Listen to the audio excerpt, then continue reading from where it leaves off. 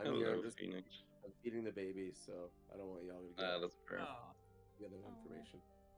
And Alex is just gonna be kind of listening in, right? I think you can sometimes participate in dialogue, but Okay. he's I mean, Crusher. yeah, Crusher is not that talkative usually, so I guess it's alright. We'll manage. Welcome, everybody. I'll just start, I guess. Chains of Asmodeus Revised, Session 5. I'm glad you guys could all make it. For me, it's pretty late, but we'll get this going and the energy will start flowing, and then we'll see where we get at the end of this session. How's everyone been doing? How's everyone's week been? good. Yep, it's been a week. Pretty good. Yeah, I feel that weeks are flying by where I am now, because I don't, like, when you're on this kind of traveling vacation thing, you don't have like a realization of time, so it gets quite hard to track. So I'm like, I wouldn't know. I don't think I've ever actually been on holiday for longer than like 6 days at once. Jesus, But, that's to be honest, sad. I I'm mean, very jealous of- I'd say your time in the Netherlands was that short that could class as a holiday.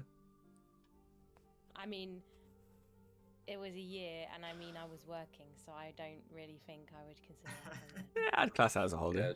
Yeah, Yeah. she's got some good points there. What's a year?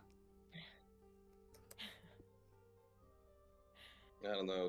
I've been here now like almost 3 weeks, 2.5, 2 weeks, 2 weeks, and it's gone by very quickly.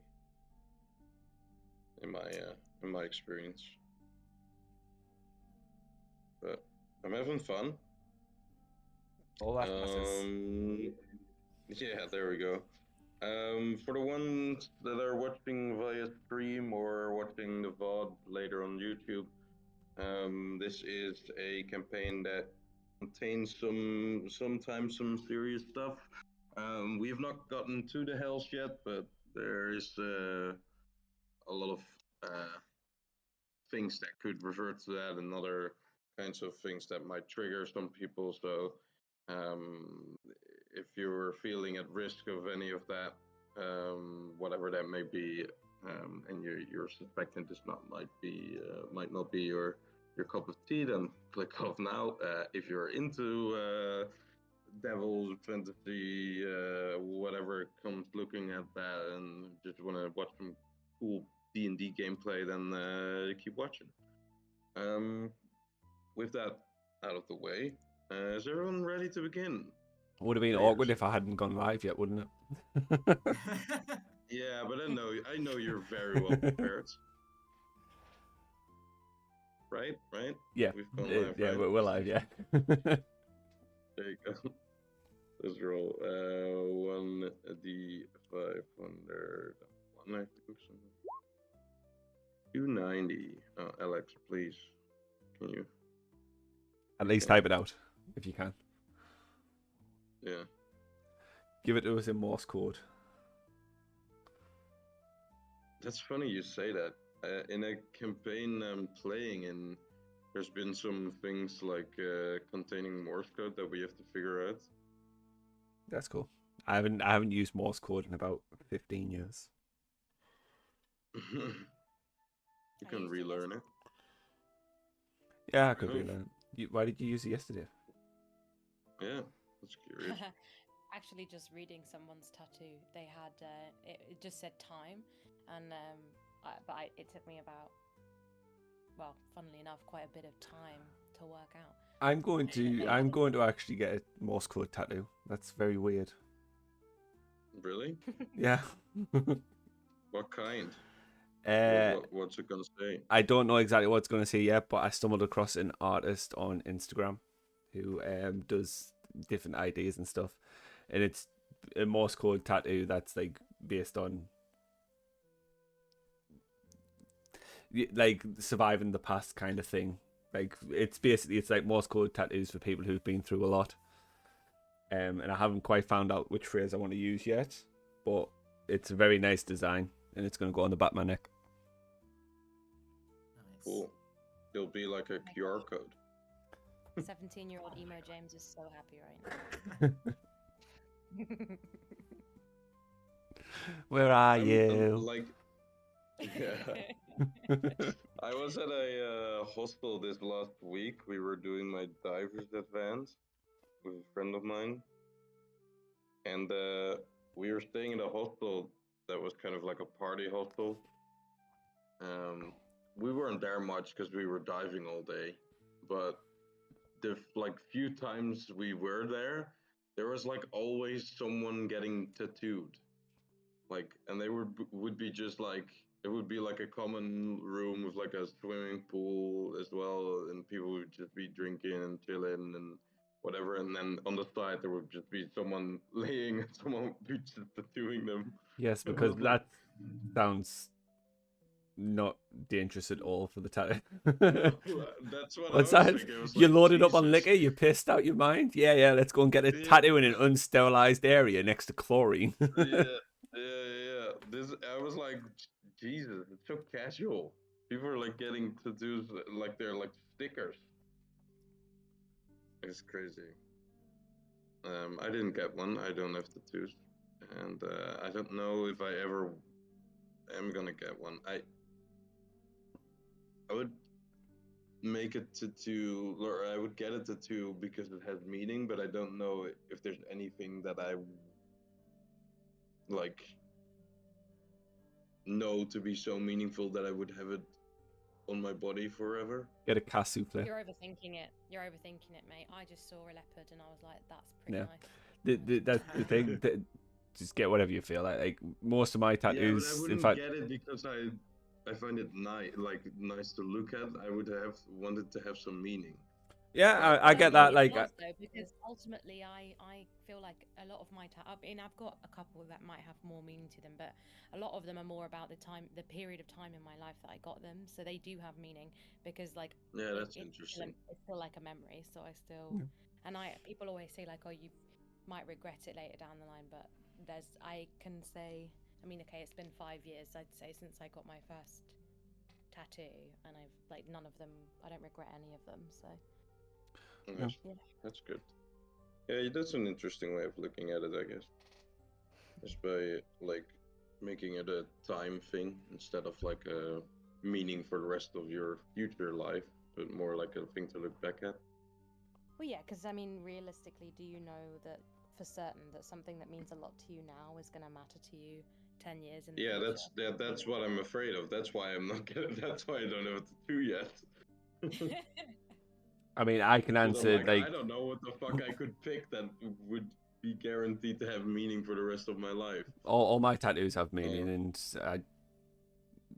there's no change in how I feel about them. So it's down to each individual, they might really. not necessarily mean the same thing in 10 years' time, but I imagine you'll look back on them and remember how you felt about them at the time. So I don't think it's... Yeah, that's fair. All right. Anyways, for the ones that are watching and for just you guys as refresh, every session we do a factoration question. It's 1 out of 501. This week it is what is your character's biggest flaw, which is an interesting one for a lot of characters here, I think. We roll a d20 to see who wants to answer that, and once they do get the answer, they'll earn a 1d10 that they can use throughout the session. Depending on how the session goes, that 1d10 might be very much needed. So we'll see. Anyone that wants it? We've not had any rolls yet. Don't have to. We can skip it. And I mean, nobody Al can... has no flaws, so like, pointless me rolling it. Oh, right. Yeah. Vanity. Yeah, modesty, I think you could probably work on. No, we're talking about Al here. We're not talking about me here, Phoenix. Yeah, I mean now too. Lukka with 12. Anyone else? Otherwise, it's gonna be sold to Isles. Damn, I tried. Right. All right. 17 IOs, you get it. We'll first get to our recap. Anyone? We didn't have a role for the recap. I mean, I think I put it in the Discord, so that might have been my fault for the reminder. But you guys know by now, I think. Anyone want to recap as well? And if so, you can roll for that as well. Or if we only have one, then I guess we'll just do that. I want another legendary Lukka recap. That's what I want. Yeah, that took a little bit of more time, I think, but Yeah, probably. But I could do it if nobody else wants to. sure. It wasn't that hard of a recap, Yeah, I would feel. mostly a battle. Yeah, mostly a battle. All right. All right, Lukka, go ahead. All right. So, last we left off, Luca and the boys were in the middle of fighting an ink demon, a fiend that was trapped in Grundlethumb's automatic scribe shop. Not trapped per se, but was unwilling to remain anymore there and wanted to make a deal with anybody to set them free, claiming that they were a devil and that that deal would be mutual. However, once we did set them free, they turned out to be a demon, kind that is not known to honoring their deals by law, at least. So the fight broke up. We managed to fight off some of the ink elementals that, or were they ink elementals? The minions? Ink golems. Ink golems. There you go. Yeah. That the ink maw demon spawned, and eventually managed to fight the demon himself. When the fight was over, to the demise of many a Modron, the party had some time to think and managed to not kill Grundlethumb in the process, who was very, very pleased with our results and said that without us, this would have probably gone way worse and probably costed him his life. Then he agreed upon his part of the deal, which was we kill the demon, he provides us with our request, which is two papers, two documents needed to access the vault and the permission to use it. Then, after the fight with the demon, the scribe shop needed a replacement for it. So, with Dalia's expertise in summoning, Grundlethumb conducted a small circle, I guess, and began a process of summoning an ink elemental this time. Yes, this time an ink elemental. Yeah, the process took 3 phases. First of all was to conjure up the elemental. Second was to persuade it to be willing to work with him, and the third one was to bind it to the print machine. Fortunately, with the aid of some of the boys, Grundlethumb was successful in getting the ink elemental into the machine, and thus our part of this whole endeavor was completed.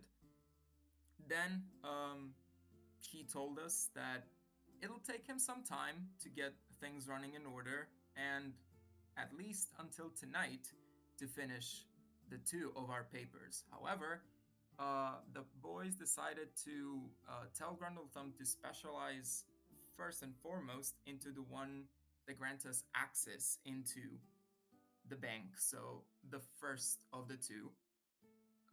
Yes, specific access into Vault 666. Yes. Which access into the bank is free. Oh, yeah, that's right. Which he obliged and said that he would do. But in the meantime, he told us that there is the whole city of Sigil that we could explore, and he recommended that even though we will get a pass and enter into the bank and the vault, it might be a good idea to scout around, as some of his previous employers have done so. So, Yeah. with that, I think that's mostly everything we did. Al and Crusher obviously had some shenanigans going on, but they always do. So that's about it. Yeah, that sounds about right. Anyone else have anything to add to that? I think it's pretty much all covered. From the Modrons, I believe TO6, 8 and TO70 were killed. Yeah. TO6, 9 is still missing, but he was missing before you guys arrived.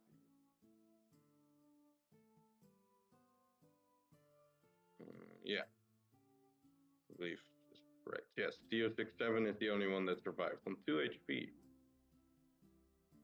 That's insane. They don't have much HP, these Modrons. 22 we had in total. All right, that's your expiration, or no, sorry, your. Should we call it the recapturation? I don't know. Yeah. That's a little far-fetched, but that's an extra D10 for you to use in the session, Vuk. And then we'll go to Ios for the expiration question. What is your character's biggest flaw, Ios? Ios's greatest flaw would be, I think, confidence, call it hubris, in his own abilities. For example, he doesn't feel like anything he could go up against right now would be too much for him and his friends. I think he doesn't have a great grasp on the fact that there are very, very, very powerful entities out there, especially after taking on an aspect of Tiamat. His confidence is peaking and his skills, well, still formidable. I think he's about to be humbled.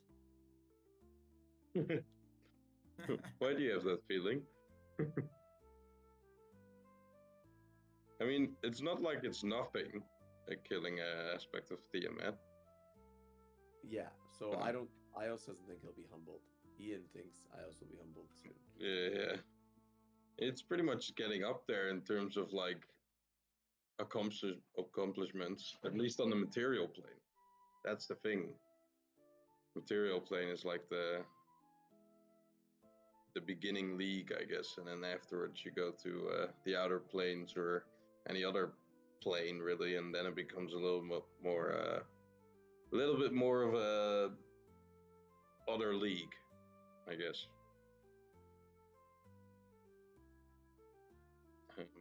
But I guess time will tell, you know. Yeah, I'm probably wrong. I also do great. Yeah. Yeah, I'm sure there will be no more powerful beings than the aspect of Tiamat. Especially with the prospect of going to Avernus where the actual Tiamat is located.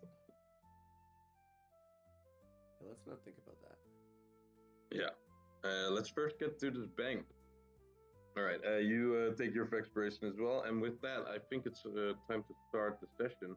Like Vuk mentioned with the recap, we have just gotten out of Grundlefon's print shop. We are on the street of Sigil again. I believe it is located in the marketplace. There are a few other wards that have all kinds of different things. But yeah, we're in the marketplace here right now, the markets ward, we should call it. And you guys have about 6 hours or 7 hours to kill before Grundlefon mentioned he would have either one or both, hopefully, documents ready for you guys to be picked up. The new machine had to be kind of run in, and as well as just producing the documents will take some time. So you guys have some time to kill. What do you guys want to do? I want to acquire a black razor sword. Great. Yup. How do you want to do that? You tell me, yup. Where sells Black Razor?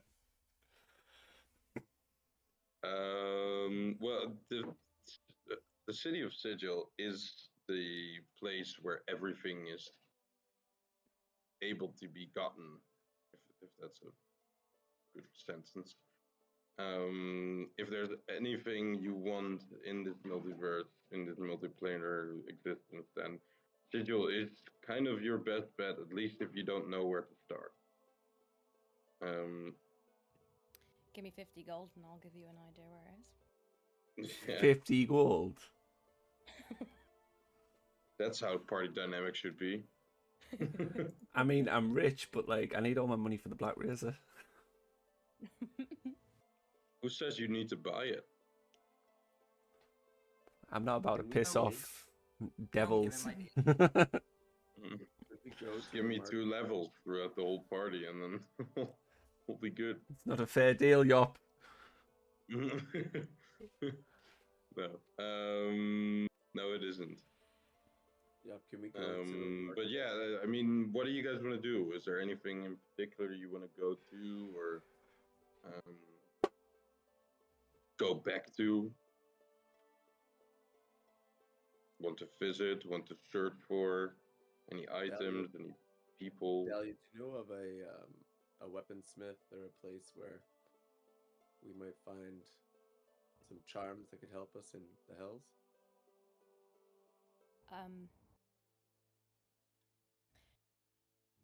Am I allowed to say yes?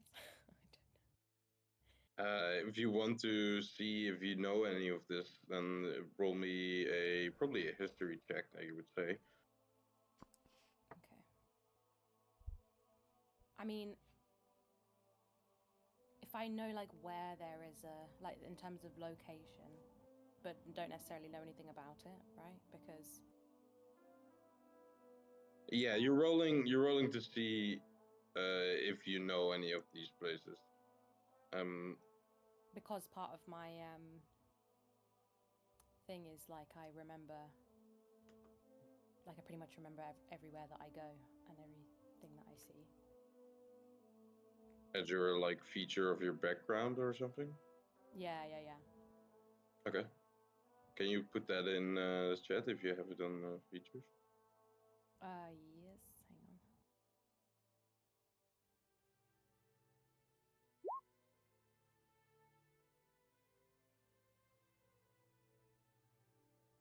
Nice.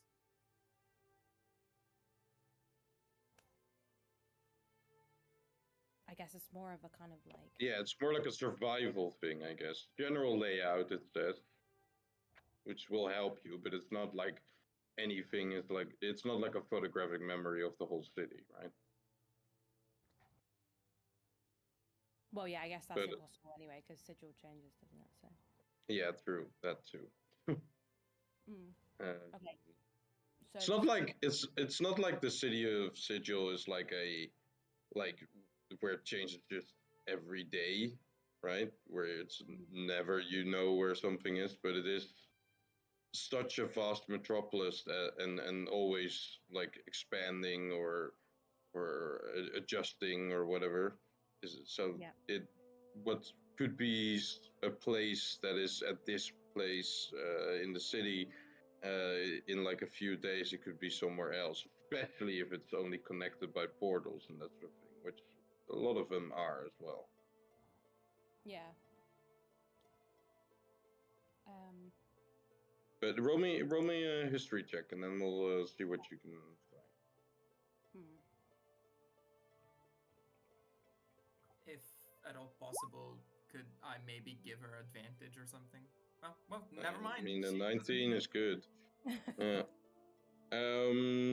So what was the question? Armory or weapons or trinkets for hell? What was the specific?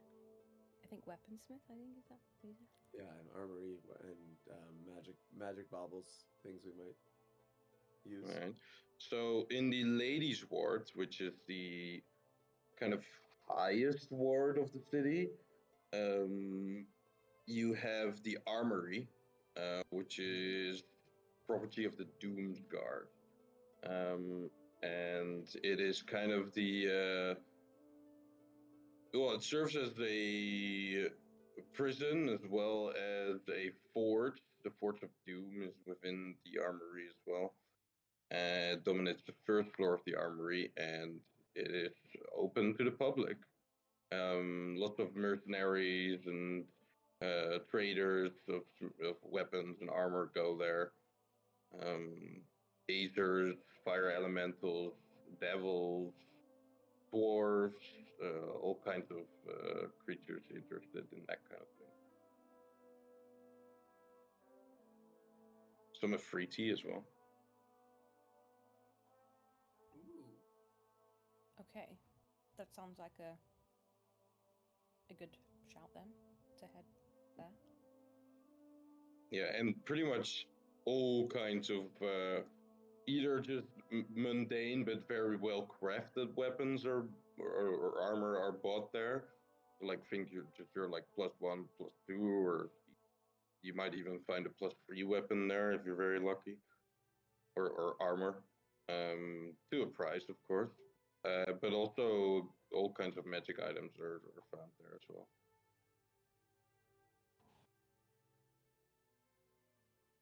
Awesome.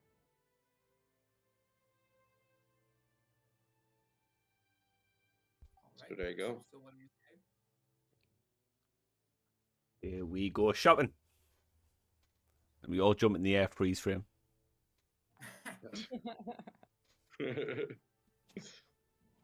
Yeah, you guys want to go to the ladies' ward? Yeah, although Crusher did say he wanted to go back to the bar to speak with that devil. We can let Crusher Yes. do his own thing. He doesn't need to be with us. Fuck that guy. Damn, I thought you were kind of vibing with him back in Scribe Shop, but I guess not. I was, but also at the same time I'm not. I'm torn, okay? It's a lovely.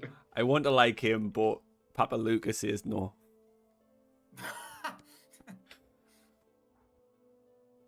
That's nice.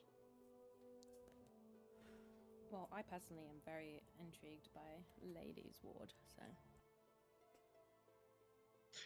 The ladies' ward. Anyone that is interested in why that is called the ladies' ward can roll me another history check, I would say. Yeah. Do that. Because it is quite general knowledge of Sigil, so you guys will all be able to maybe know this. Is it rolling well? Okay, not that well. All right. Dalia, I would say that you know this by default. Okay. So you don't have to roll for that, but the others above a 15, I'll say. So that seems appropriate. I know that the Lady's Ward is named after the Lady of Pain, which is this unknown entity, and not even the gods knows what she is or who she is.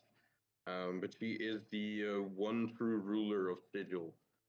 She is the one that keeps any godly affairs out of the city, controls all portals within the city. To a certain degree, of course, people can create their own portals and stuff, but she kind of allows it, right? And she punishes the one that wrong her in her city. She's the one that makes the major changes in the city. She's the one that decides the factions that live within the city, which are many. She is pretty much the dictator of the city, and she rules to a certain degree with, a good amount of malice. People don't mess with her, that's for sure. She is seen as pretty much a goddess herself, but she's very mysterious, and the only ones that are kind of in contact with her, or at least serve her directly, and which is publicly known, are the Deva. And the Deva are, if you look on the current location kind of picture, you see those two figures that are kind of central of the picture, with the white hair flowing upwards and the long robes. Those are the Deva. And the Deva are this very mysterious folk, only found in Sigil. They're not found anywhere else in the multiverse or in the multiplanar wheel. And they're strange folk. They also communicate very strangely, as they communicate through less of a. They can speak the normal common tongue, but they often do so by like images above their head, kind of like a minor illusion that is always active at times when they communicate. It is a communication that needs to, like, you need to get used to it. But yeah, that's pretty much what the Devas are, and they manage the small things in the city, according to the Lady of Pain's will. So there you go. That's why it's called the Lady's Wards, as in honor of the Lady of Pain. It's said that she lives there, or her main like living space is there, but nobody really knows where that is then within the Lady's Ward. And also, it is also believed that she's just pretty much part of the city itself, and of course can appear anywhere within the city if she wants.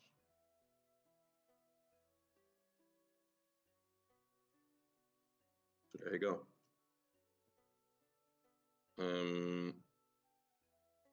You guys are in the Markets Ward at the moment, which is sort of, Markets Ward is kind of a little bit in between the lower wards and the higher wards, right? Lady's Ward is pretty much the most fancy one there is, or the most like governmental one, however you want to look at it. And it is sort of nearby towards the Markets Ward, but you guys will have to make some distance at least. Even the nearby wards bordering each other is still a very fast amount of time spending throughout the walking throughout the city, as it is a giant metropolis. Luckily, you have a privately joined toot in your party by the name of Dalia, which will be able to guide you throughout the city, as long as you are within it. So you guys make your way towards the Ladies' Ward. You see the kind of Markets Wards make its replacement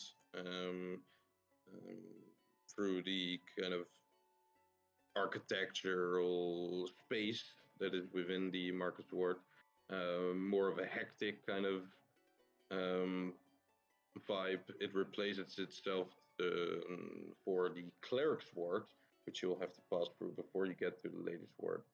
And the Cleric's Ward is kind of the bureaucracy turn of the city, administrative, bookkeepers, that kind of thing. It borders the part where the scribe shop is located, kind of closely. It has all to do with, what the Clerk's Ward is all about. Pristine buildings with efficient wards are well maintained and regularly patrolled by all kinds of Deva and officers and all other residents that want to claim their home within the Clerk's Ward. There's not much conflict here compared to like a hive ward or that sort of thing. It is a bit more civilized, I guess. As you guys wander through, you will make it eventually towards the Ladies' Ward, which will be an even better example of the kind of power that holds within the city of Sigil. Distinguished and elegant, the Ladies' Ward is the home of the city's movers and shakers, as they say.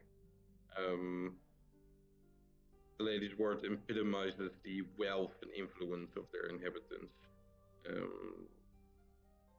all kinds of mass balls, gambling houses, or private banquets are found here. The Lady of Pain, like I said, doesn't necessarily reside in the ward that bears her name, but her power does, and the power of influence within the city and the law within the city does, for sure. Despite its luxuries and breathtaking vistas, the Ladies' Ward is quieter than the other wards. Solemn streets frequented by the members of all kinds of factions, including the Doomsguard, you meeting a little bit soon after this, as you make your way towards the armory.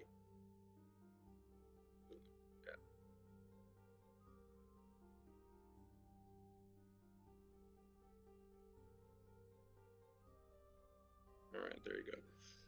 The Doomguard's headquarters is the armory, a foreboding stronghold at the ward's border with the lower ward side of the forest that makes up.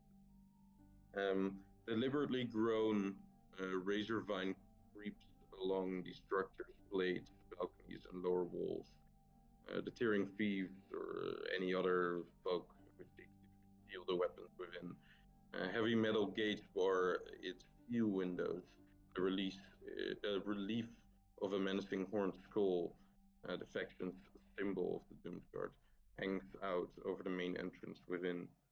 Day and night, the armored chimneys are belting with smoke and flame. And you see all kinds of, like I said, creatures here. Some Ifriti, some fire elementals, some dwarves, some Aether. There are these kind of infused fire dwarves, I guess you would call them. Just your normal, like average humans, elves, everything. But these kind of creatures you see more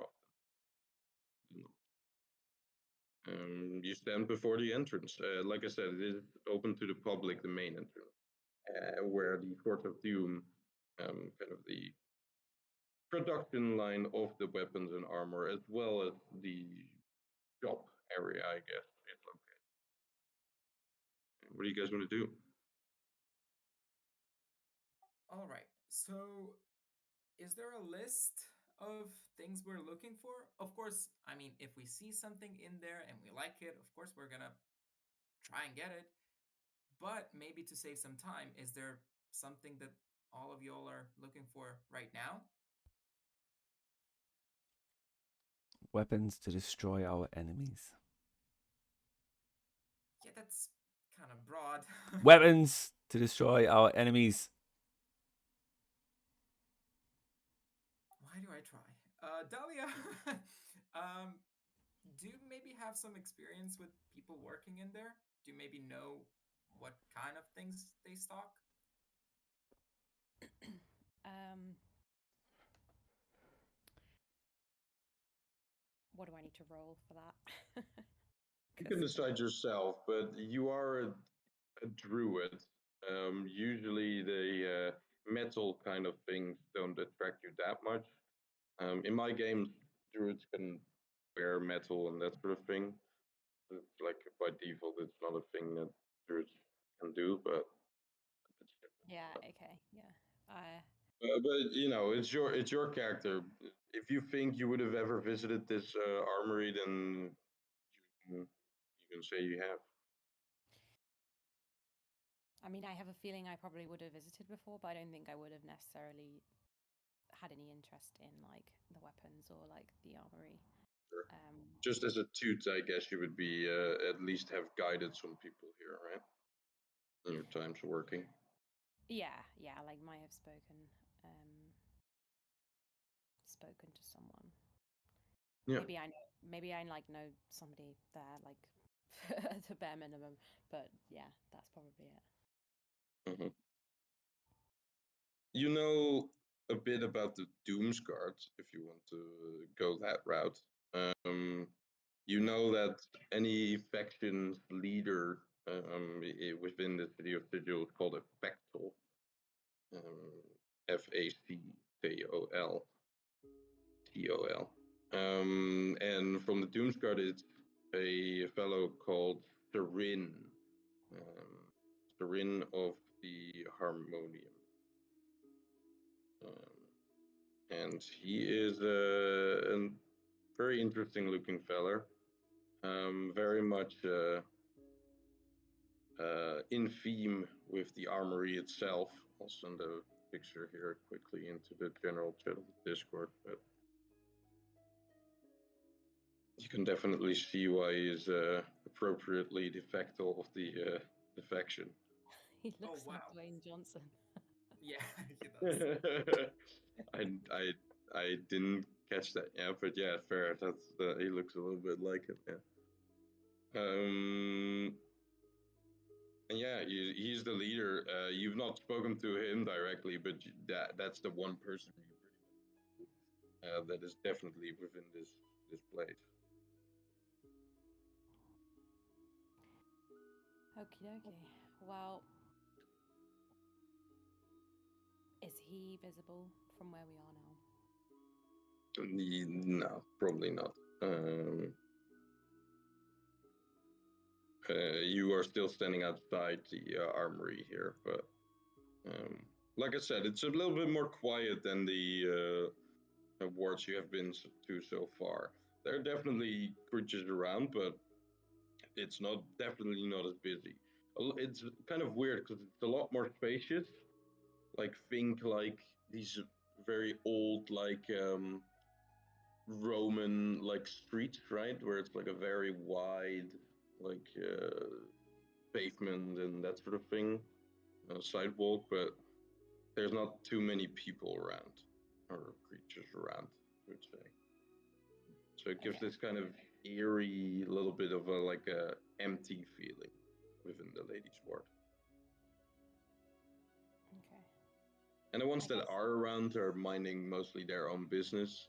Some of them look a little bit curiously at you or at the party when they see them around. Not many adventurers go here, probably.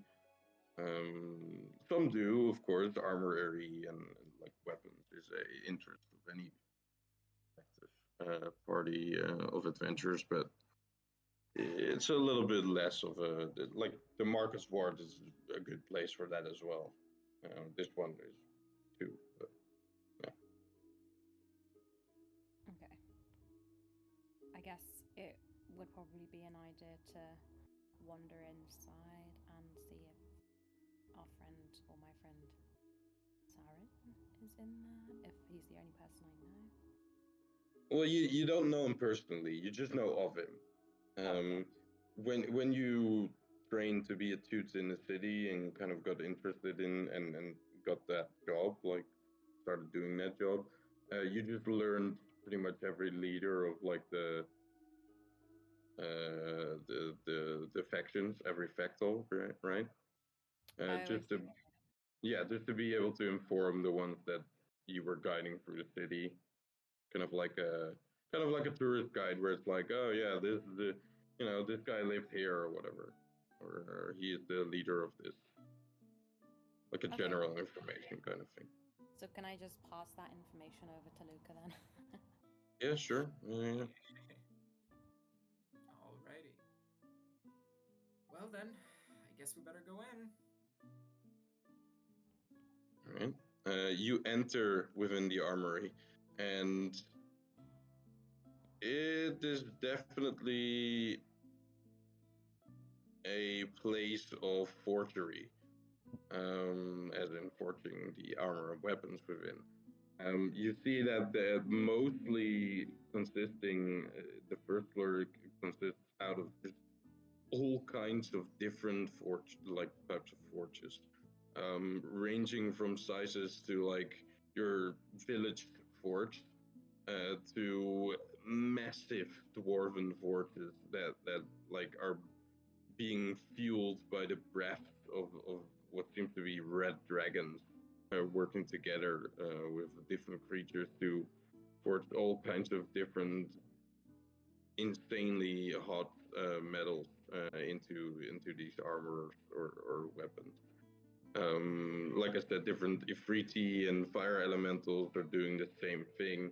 And you see, the collaboration of different creatures specialized in this type of smithing that are all within the first hall here.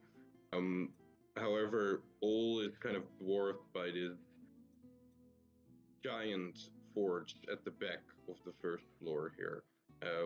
Think like Central Station kind of hallway, but then with all kinds of forges on the side, and then the giant clock right is instead this huge fire that is kind of being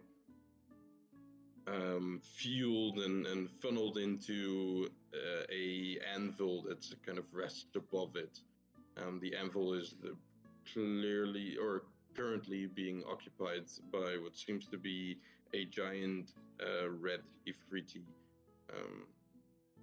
wielding a great hammer as well. And the bashing of hammers and all kinds of tools on these different anvils of forges within the hall kind of make this. It almost sounds a little harmonious, but at times it is also just quite a random array of differently timed hits on the anvils within the first floor of this huge building. It is quite loud, and you didn't notice this as you were walking in, but because you are now like within the walls of the building, where it echoes a lot, right? It's even more noticeable.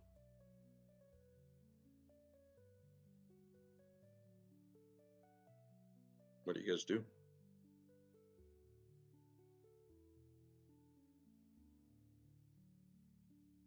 All right. Well,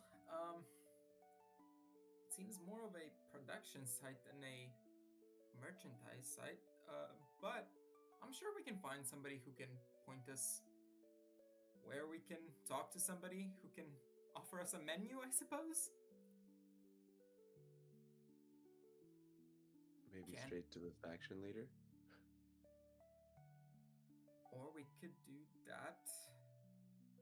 Whatever y'all say. As you guys are discussing this, of what to do, from one of the smaller forges that kind of is close to the entrance where you guys have just stepped through, what seems to be similar in nature, Ifriti, to that of the giant one that is all the way at the back of the forge, appropriately named the Forge of Doom, I guess. A smaller individual approaches you from what seems to be a brass-themed forge. Fittingly, this Ifriti that is known to be the main occupant of the city of Brass, which is the kind of main city of the elemental plane of fire, approaches you and says, "Welcome. I am Aslan Ashfam, proud Ifriti and inhabitor of the city of Brass, but currently stated within the grand wheel of the multiverse, the city of Fidjal.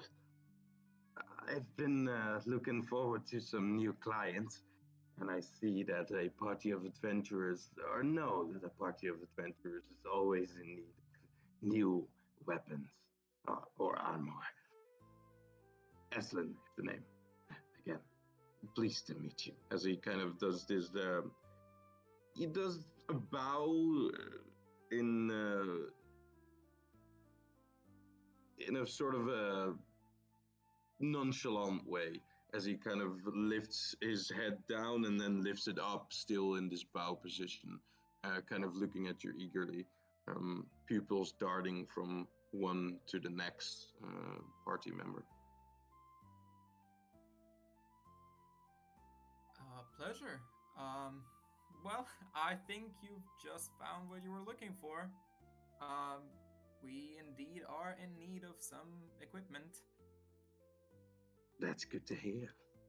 We have all kinds of different things here, all sorts of weapons, armor, even siege weapons or delicate jeweled daggers. Anything a buyer of the swords wants. Uh, Small enough to display or use in battle. Anything, really. What are you I'll looking for? I'll just look back at the rest of the party. I think they definitely know more about weapons than Luca does. Al just has a Ios big will grin on his face. Ios will gesture, put his hand up, say, "Hello, Afridi friend. I am Aslan, Ashfang. Sorry. My name is Iosachi, and I'm looking to add to my collection of weapons. I've heard tell of a sword that can be wielded so quickly you can make an extra slash in the time that it takes one person to wield a regular scimitar. I know they go by different names, but a scimitar of great speed is how it's been described to me. A commonly used term for it, yeah. I will look at our collection. The different forges within the hall have different kinds of weapons. Particular magic items are at specific forges. But I'm sure we can find something that will suit the need that you seek. Any preference of to what the weapon is, the scimitar in particular, or anything of certain quality that you describe? A lighter blade would be preferable, one that could be wielded by someone who's more agile than brawny. Fair enough indeed. I think the property of speed will cover that by default.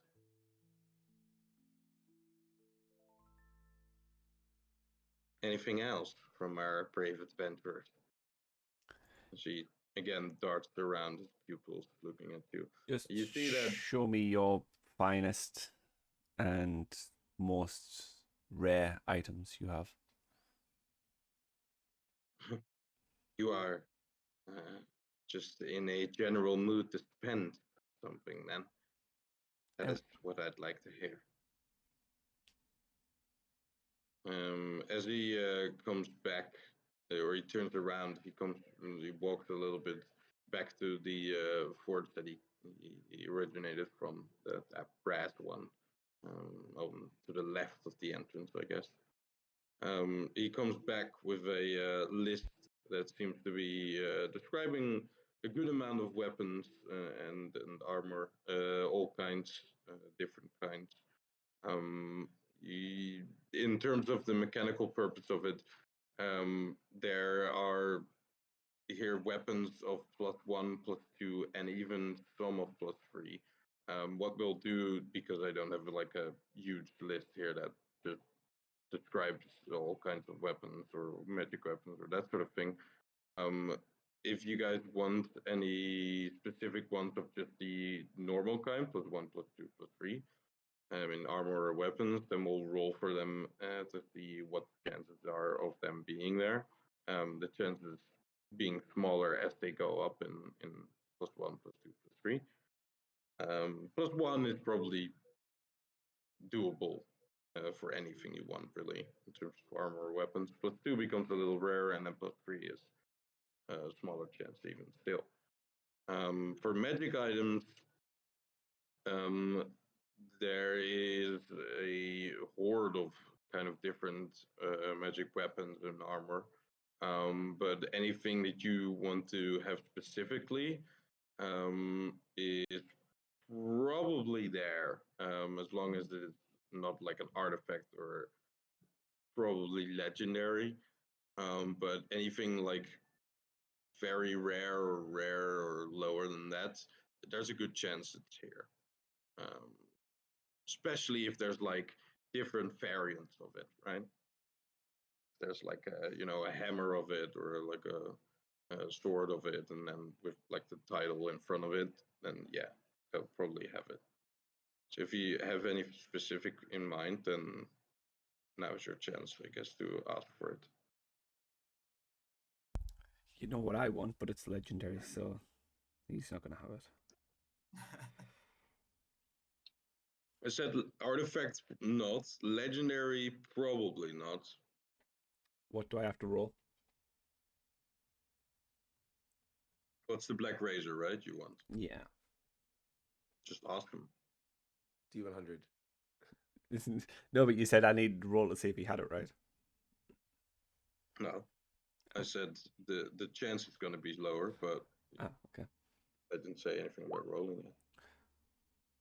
101 and a D100. Do you perchance have a sword as black as night, enjoys a good soul, more commonly known as a black razor?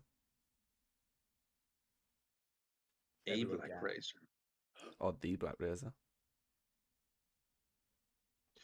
There are multiple. There have been multiple throughout time, but I do have to say that a demand for such a weapon is quite high. Isn't it Black Razor an artifact, by the way? Oh, it's just legendary, no? Let me check. Mm-hmm. It's just legendary. Yeah, I thought it was. Yeah, that's weird. For the DMG 24, it says it's an artifact. But we're not playing 24. Yeah, I'm not getting the... Yeah, Great Sword legendary requires attunement by a creature of non-lawful alignment. Where am I? There. Reprinted. There we go. Black Razor. Yeah, with non-lawful alignment, that should be fine. I think at this point I'm definitely neutral. Yeah. He'll say, I wouldn't know specifically. A weapon of such stature is mostly kept secret, as its existence will attract different kinds of creatures. Sometimes those creatures you don't want as your clientele. Oh, and you must have heard rumors of where one was, who may be in possession of one. If you really want to know, then you would have to ask higher up. Like who? Well, I'm sure you know of the Doomsguard here. The one that knows everything around here is our Factal, but I don't know if he would be available for just your average party of adventurers. Sorry, do you not know of Lukka and the boys?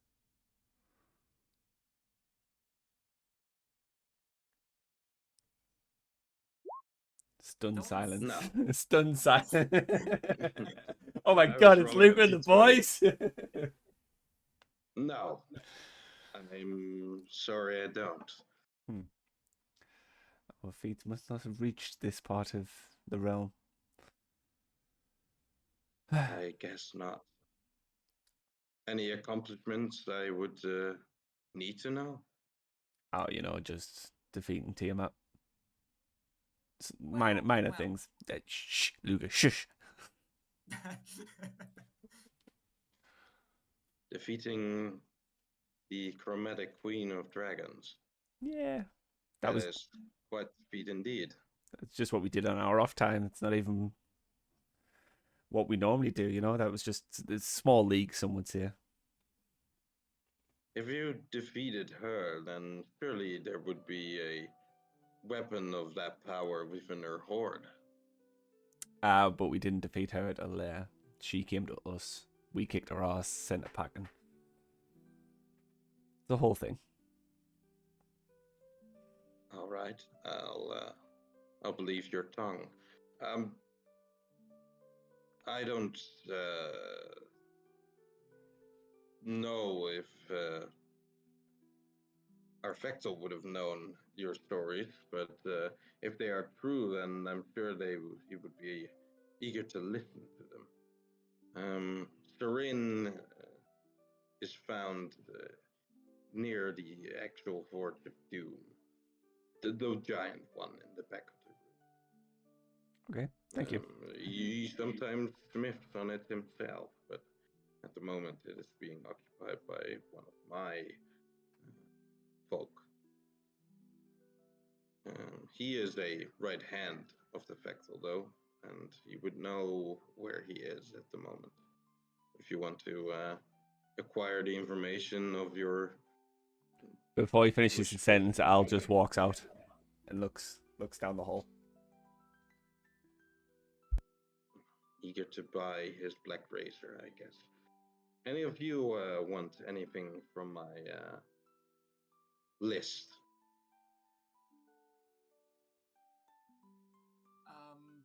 Question: would the list include only weapons and armor, or wondrous items as well? No, it's mostly just like metal work here. There would be, if there was like a wondrous item you would want that included like metal, then it would maybe be here. But all right. I'm just trying to remember what magic items did Zoros have. I think he had the amulet, the axe, and what else? amulet axe, and didn't he have the I think boots the at some? Yeah, he had the gauntlets at some point, I think. Yeah, but did he wield a shield or no with the axe? No, he wielded just an axe. All right.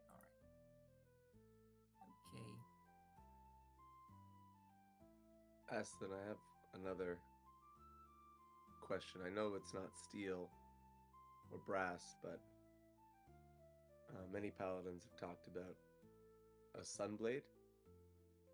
Do you carry those? Sunblade.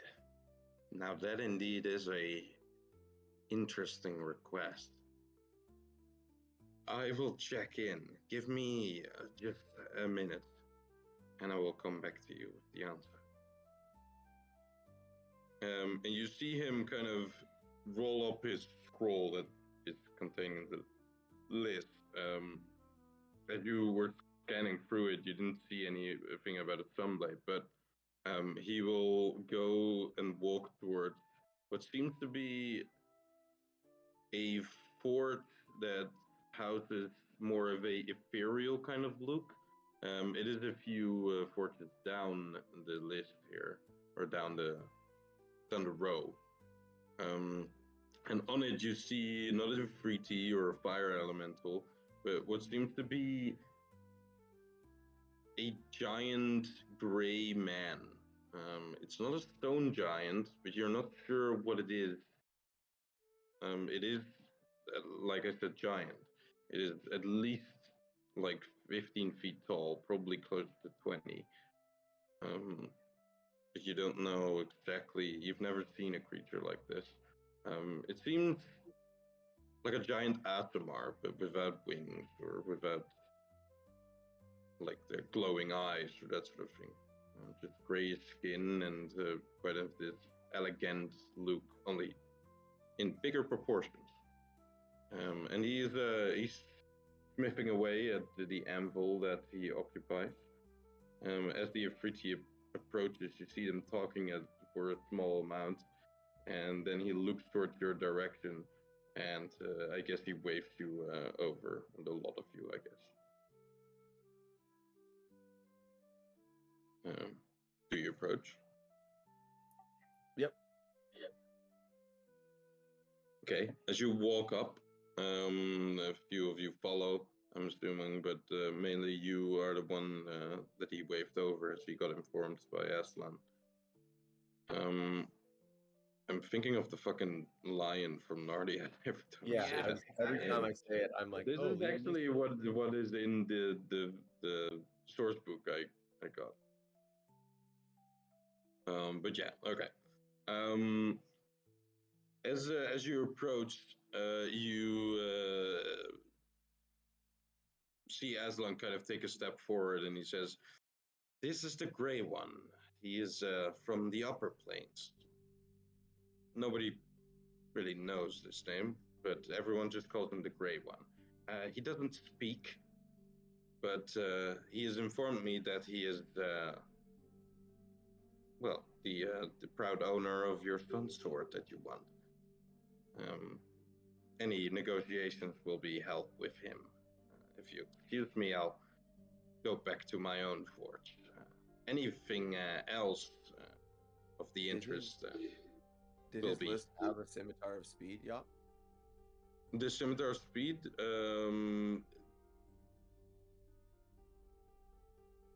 he didn't have scimitar speed.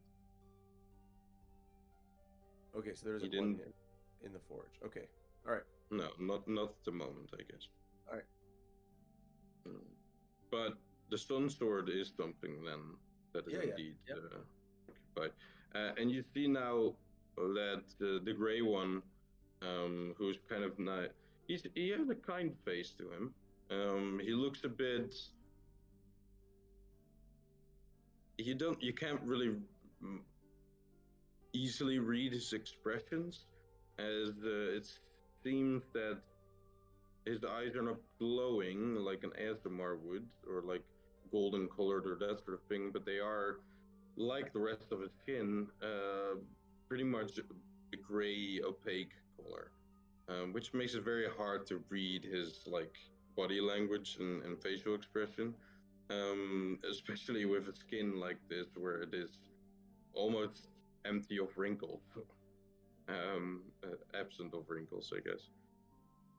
He does bow down a little bit, and even gets on one knee, as he kind of tries to get to your level a little bit.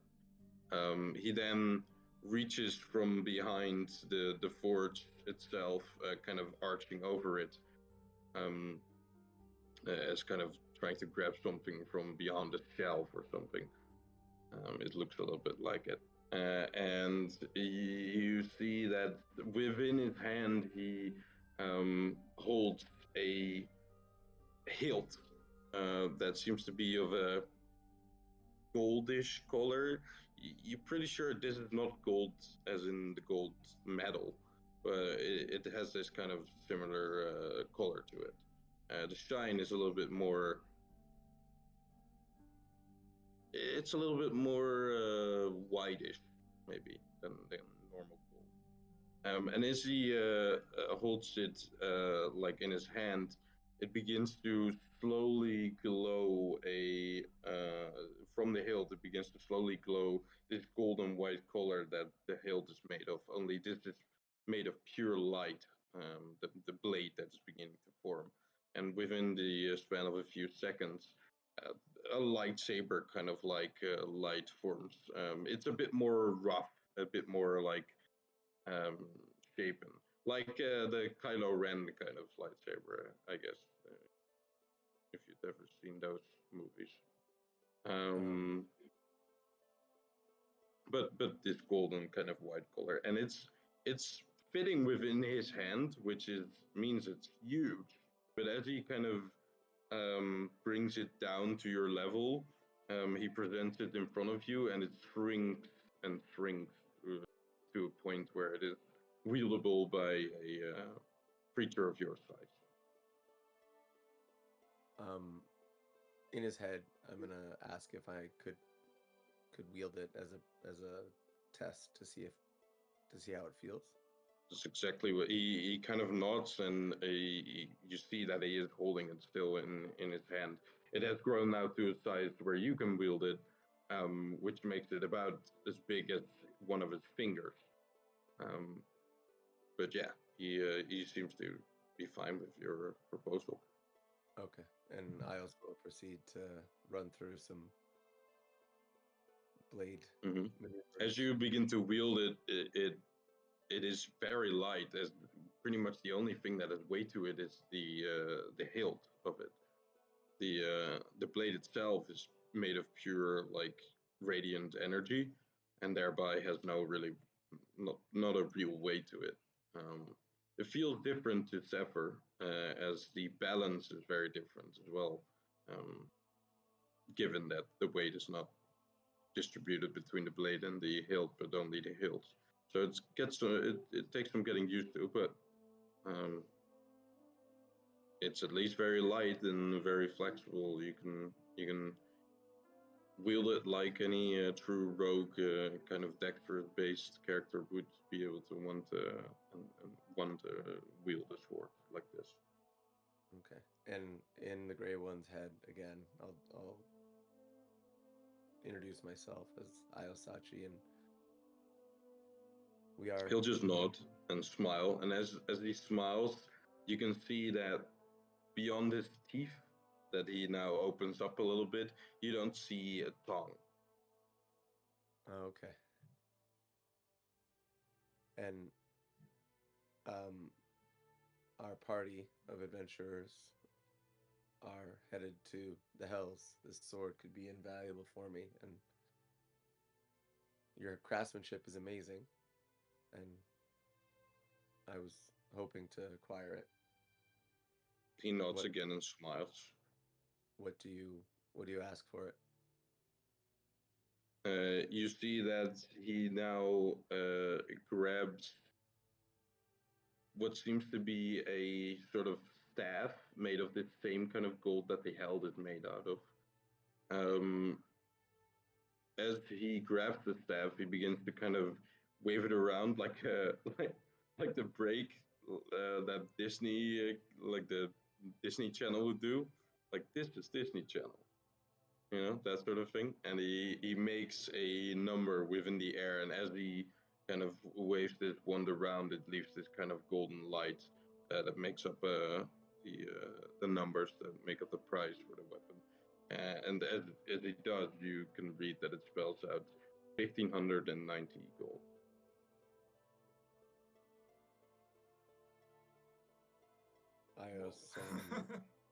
Sorry, 1,500 or 15,000? 1590. 1590. Mm-hmm.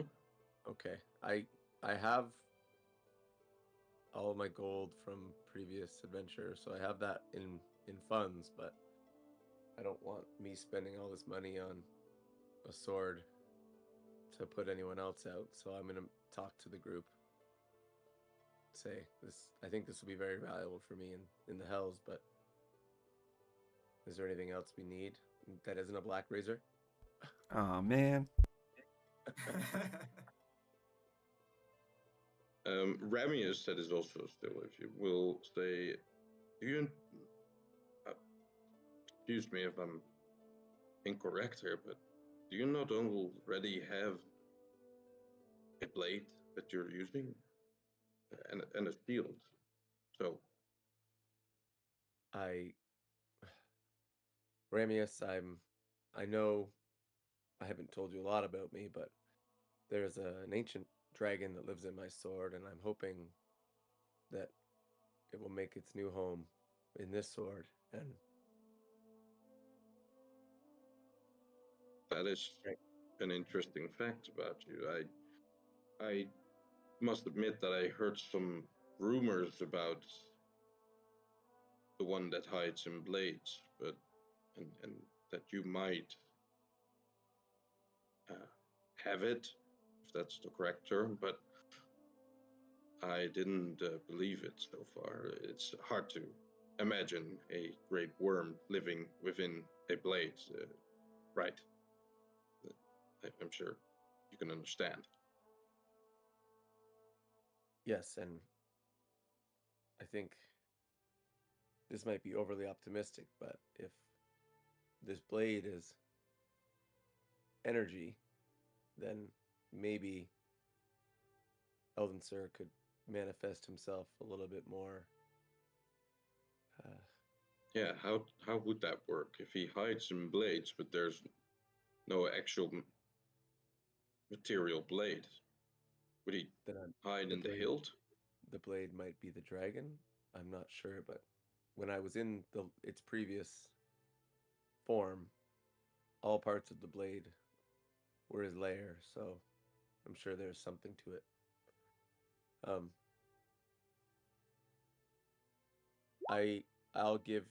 I'll buy the sword.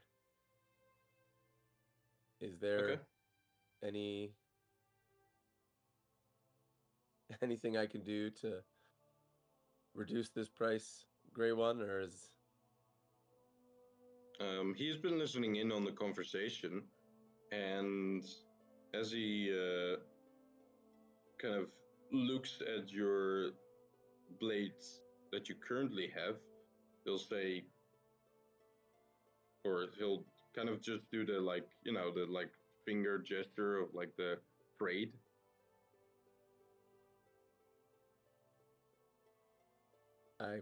To be fully transparent, I need Elden Sir in this sword. He'll nod. Okay. Can I try to perform the ritual of putting Elden Sir in the Sunblade? You see that he at this point he has stood up again, reaching far above you, and he, with that notion, he kind of thinks a little bit. It takes a few seconds, but then looks down at you and nods again. Okay. I'm gonna hold the blades together and call out to Elden Sir and ask him to move once more. I know he hasn't been present lately when I've asked for him, but the things I'm doing now will add to the stability of the plains and hopefully the security of the plains as well. Because what we're doing now and the inability to get into the hells is fairly alarming to someone who is concerned with the goings on of planar travel, planar security, and the universe in general. So please enter this blade and help me take on the hells. As you do and hold the two blades together, you see that there's a shimmer of kind of purple light coming from the blade itself at the moment that holds Ellen's.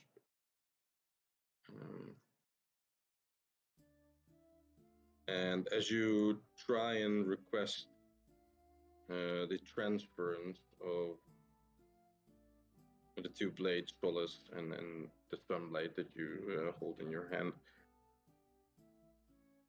that kind of shimmer of purple light disappears again, and you see the reflection of Eldenster's face, mainly one of his eyes, really, a fraction of his face within the blade of Solace.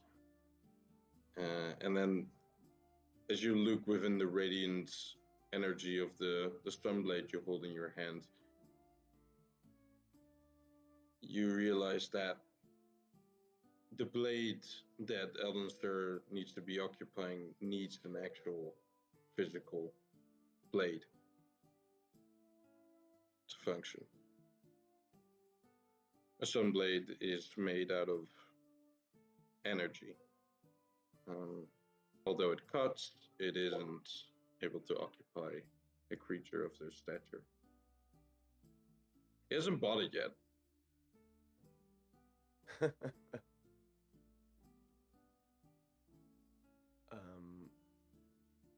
I guess for what I'm saying is for the worm that hides within blades, there needs to be a blade at all times. Yes, Yeah, yes, that that kind makes. of makes sense. Yeah, Mhm. it was worth a shot.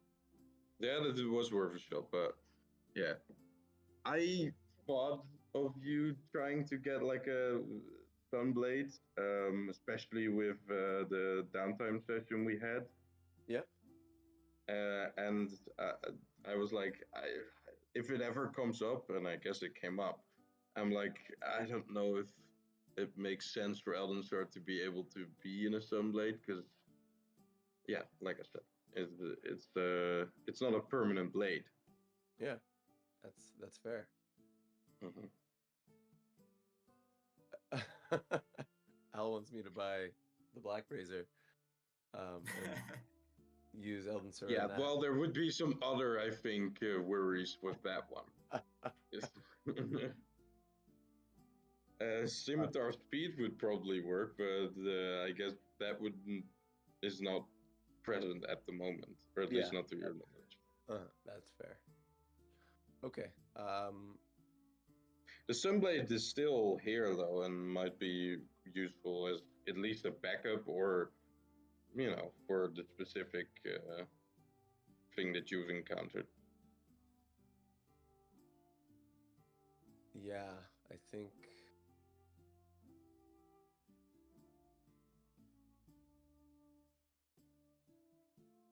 But I'll it need- does cost 1,590 Yeah. gold pieces, Yeah, it does. so it's a choice. Okay. You see the gray one kind of look at you curiously as you try to merge or transfer the great worm into the new blade.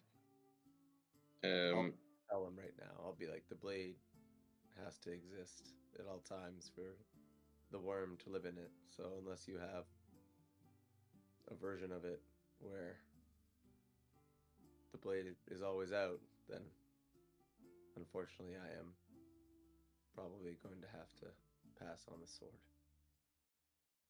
He nods in understanding, and reaches out for the stone sword again. Quick, run Sneak away. attack.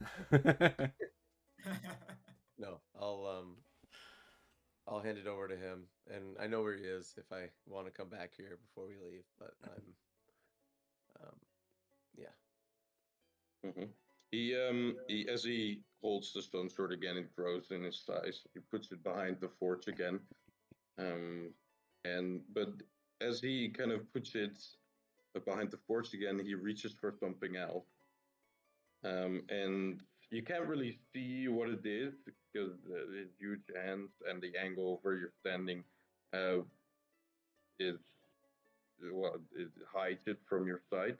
But as he brings it down and opens his palm, you see that he is holding what seems to be a sigil of some sort, a coin, really.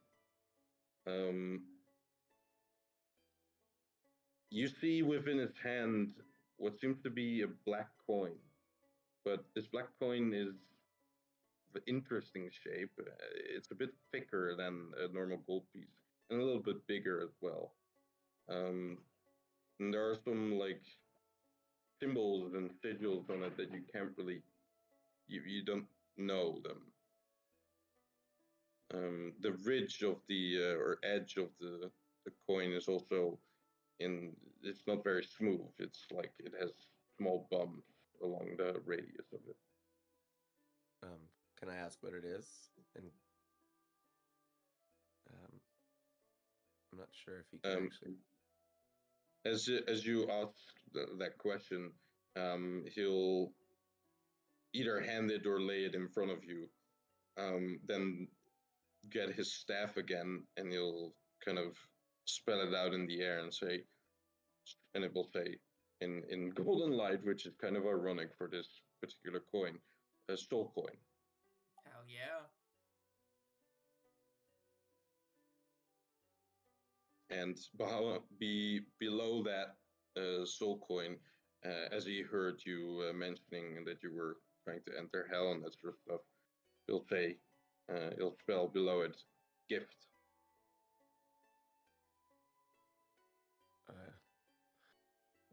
I also will accept it, bow, and say thank you.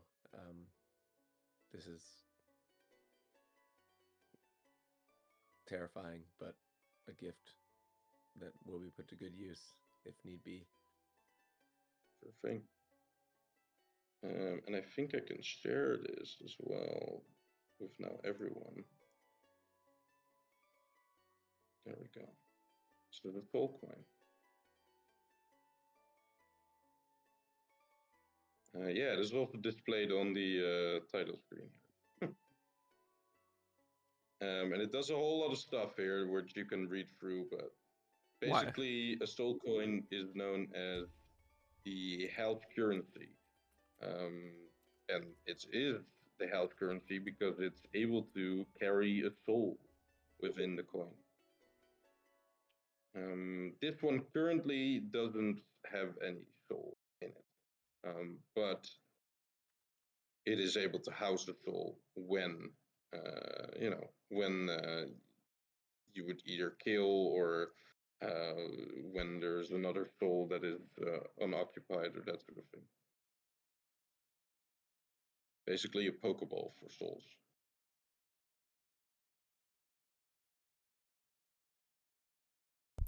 Where are we currently stood, sorry? You guys are standing inside the armory, inside Sigil, and in front of the one of the forges, many forges on this first floor. Particularly the forge of the Grey One, which seems to be sort of a upper planal giant. If I scan the armory itself, can I see anybody that looks like Factal Saren? You don't know what Factals the Factal looks like. Can I see anybody that looks important? Like more like commands the presence in the room, like people's heads lower when he enters, Well, kind of the thing. one that piques interest and piques the eye is the giant Ifriti that is occupying the major, like central, pretty much board at the end of this great hall. That is the one that is taking up the most attention.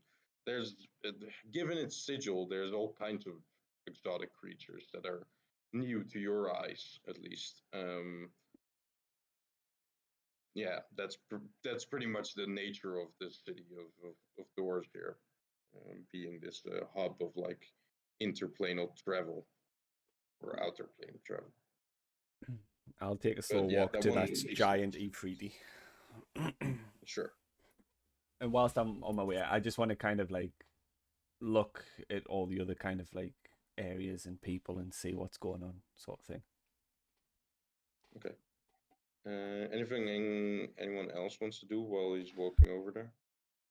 Yeah, just a question looking at the giant Ifriti. How giant it is compared to like Mukatil or like a regular Ifriti that I know of. So it would be, I think correctly stating, it would be around the same size as the gray one. So reaching up to the 20 feet here. And it's in a very curious position as this great, the Forge of Doom itself, which is the big one, right, that he's using, is at the central point of, or like back central point of this hallway, kind of opposite to the entrance plus exit. But he's using it in a very curious way because he flies. So he's floating as he's hammering down on the fort itself. He's almost like in an upside down position as he's forging the thing he's forging. You can't really make up what it is at the moment, but yeah. He's about 15 to 20 feet, similar size to the gray one. Alrighty.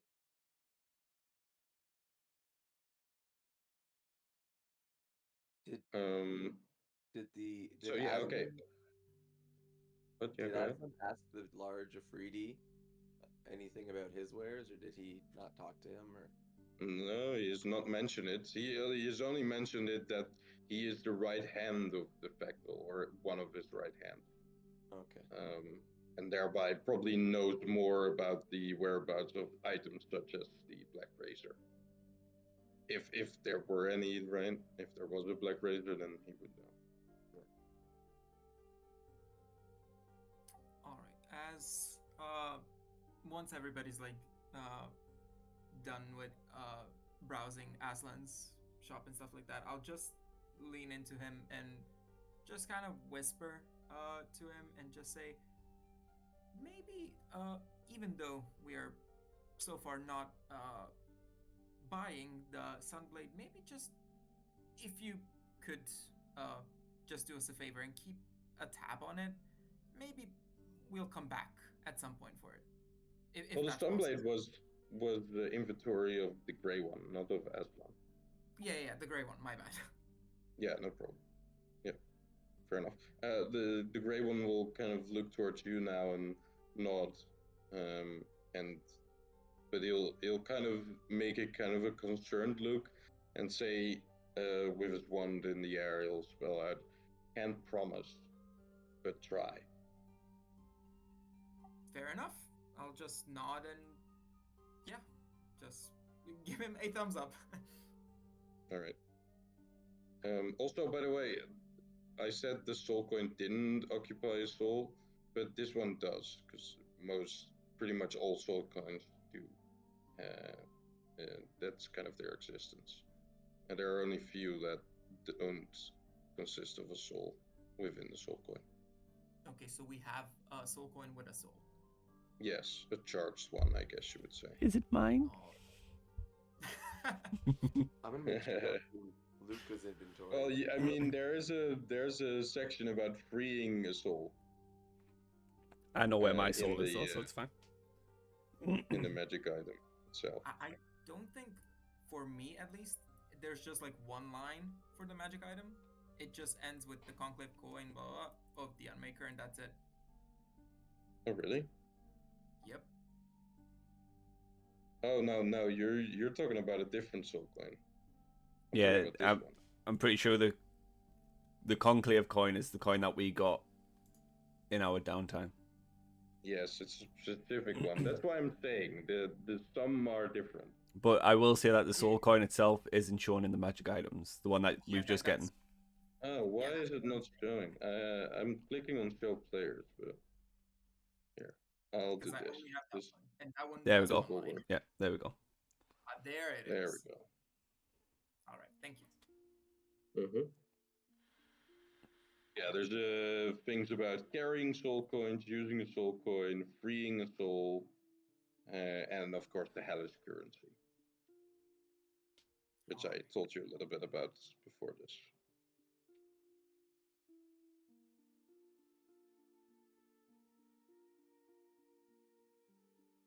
You guys can read through it if you want. But... To know whose soul is within the soul coin, I don't think you know.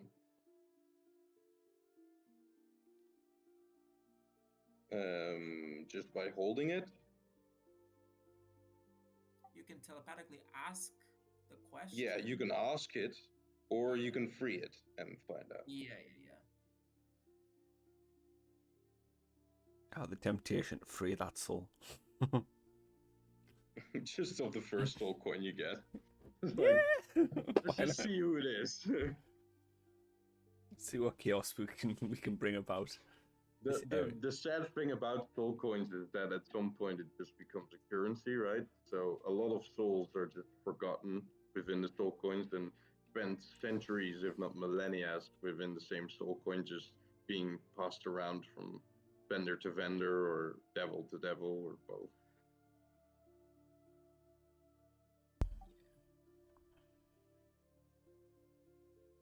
Like this soul coin, for example, could be thousands of years old, you don't know. Could also have been created yesterday. And the one that creates them is Mammon, which is one of the greater devils, one of the archdevil of Mineros, third layer of the Nine Hells. He's all about greed.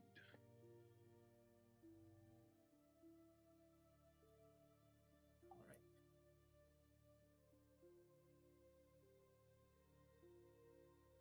right. Right. You are walking towards the giant Ifriti, right? At the Fort of Doom. Yeah, yes. All right. You approach, and as you do, you can. As you approach, you like the Fort of Doom seems like the biggest one by far out of all the forts here.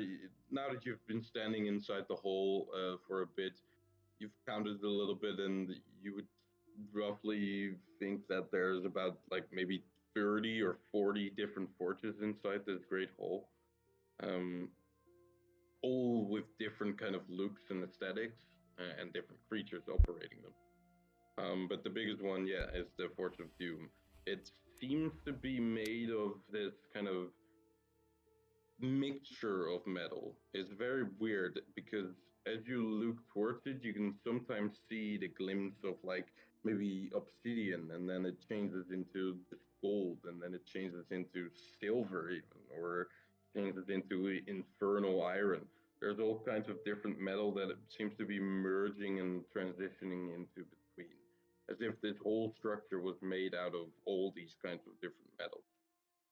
The fire is the same thing. It seems to vary in colors and in intensity and in heat as you approach as well. And the one thing that it becomes even more apparent is that this thing is just huge as you walk towards it. The anvil itself seems to be around the same size as like the Ifriti, around 20 feet high or something as you approach.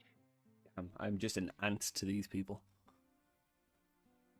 That's what I was saying. The material plane is the one league, and then the interplanal or outer planal kind of locations become a league of their own. Does he notice me approaching? Yeah, there's not many creatures that seem to be surrounding this forge. The only thing that seems to be other than the Ifriti present is from behind the forge, there seem to be two red dragons heating up the forge, breathing their fiery flames into the forge itself. Where the fuck are we? Two red dragons? Are they adult red dragons or? They seem to be of certain size, yeah. We just struggle to slaughter dragons in the in our realm, but here they work as heaters of forges. Not just a forge. The Ifriti at this point seems to notice you, although small and from a distance. You are the only one approaching the forge at the moment. He doesn't seem to stop hammering down on whatever he's hammering down on. From your angle, you have no idea what he's actually making. But he seems to notice you, and as he does, again, his angle is very weird. I'll draw it on the recap journal here. So the forge is like this. Right, imagine it being like this thing, and you're approaching from here, and he is like flying above like this, angled like this, and like hammering down on the thing. Okay, yeah, that is a rather weird angle. Mm-hmm. So there. Excuse me, Mr. Ifriti. As you shout out towards him, this probably gets drowned out by the giant hammer that is like clanging down on this anvil every 5 seconds or so. But no matter the physical sound of your shouting out, it gets answered by a telepathic answer in your head as the Ifriti answers and says, "Yes." Oh, okay. That's rather weird sensation when it's not Ios doing that. Hello, yes, I am looking for a particular item or person. Can you help? I was informed. Oh, you An were? item of such evil is Something that I would have not imagined coming from a group of adventurers. I mean, evil's just really all subjective, isn't it? It is. It is, yes. Wise words, but this one in particular is not seen as a good one, so to say. Nevertheless, I still seek it. It holds great power. As I already do hold great power. I'll just tap the bauble sword. Deep down knowing that it's nothing compared to this sword I'm looking for. Hey, it's pretty fucking strong, I would say. Yeah, it's also not Oh no, it Yeah. is, but in my eyes, it's not a black razor. Mm-hmm. I mean, the DMG 24 made it an artifact, so at least they think the same. He will answer with the information he apparently already got and say, We were in possession of such weapon not long ago.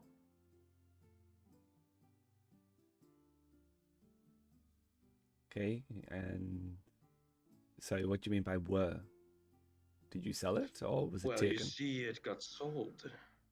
Someone went here, and I guess what's before you. When was this blade sold? Not too long ago, like I said. Only maybe a 10-day ago. Do you happen to know the name of the creature that was sold to? Oh, yes. I know its name. But he goes by many names. Lord of the Third, Lord of Greed, Sinner of Sins, the One of Coin. It was Mamnon.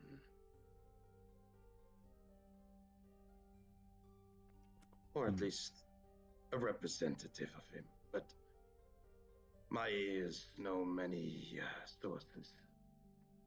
And I discovered the true buyer.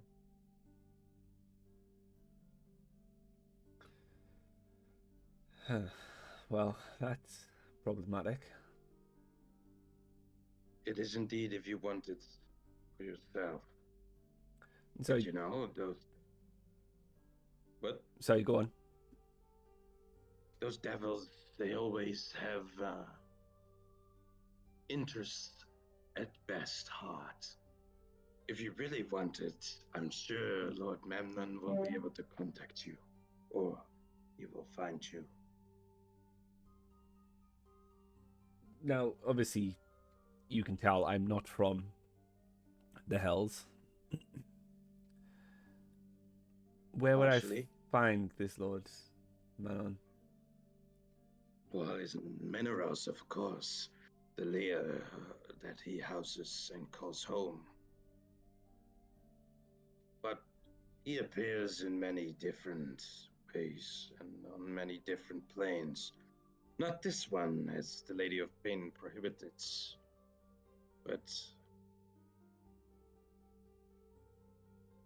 here he will be present in other ways.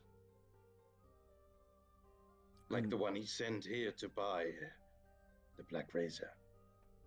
If I was to say, let's, reach out to him, how would I go about doing that? I would suggest not being on sigil. But if you really have to, or if you can't leave, or any other reason, then I would suggest reaching out to the one that bought it. What was the name of the one who bought it? Sorry, what was his representative called? It was a devil as well. He went by a certain name that some might already know. Melkon.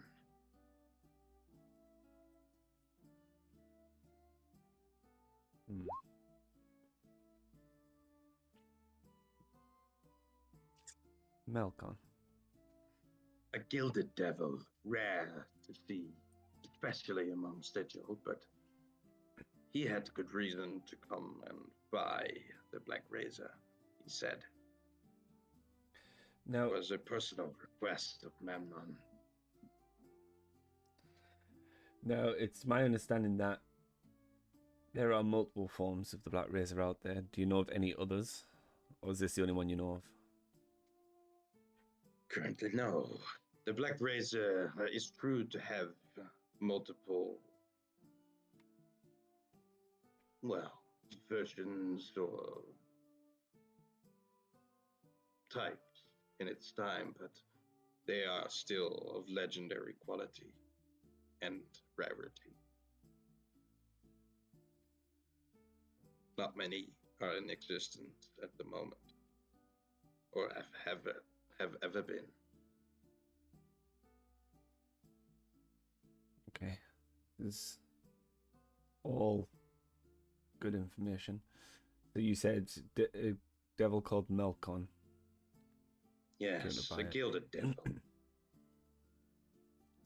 Now, I would assume that Melkon resides with the Lord.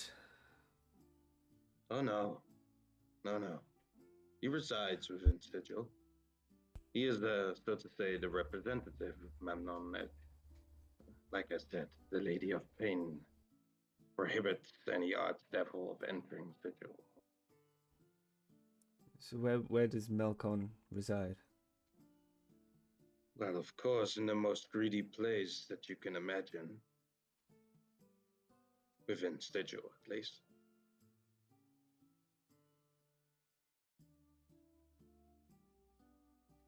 And the name of that place is, sorry?